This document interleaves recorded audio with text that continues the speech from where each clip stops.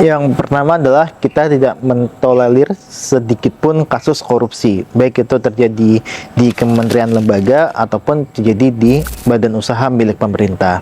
Nah, ketika terjadi kasus korupsi di BUMN, maka yang terjadi adalah kehilangan kepercayaan dari masyarakat akan perusahaan BUMN tersebut, gitu kan, bahwa ada pasti dari produk dari Telkom itu pasti akan dinilai akan merugikan secara finansial kepada masyarakat, karena biaya yang seharusnya dikeluarkan oleh masyarakat itu lebih sedikit. Tapi ketika terjadi korupsi, maka yang terjadi adalah biaya yang dikeluarkan oleh masyarakat untuk membeli produknya Telco, ini Telkom ya, produk Telkom ini akan lebih tinggi karena ada biaya korupsi tersebut. Nah, kemudian kalau kita lihat dari sisi bisnisnya sendiri, ketika sudah tidak diberikan kepercayaan lebih dari masyarakat, pasti akan mengganggu dari sisi permintaan produk-produk Telkom itu sendiri, bahwa pasti mereka akan melihat ketika menggunakan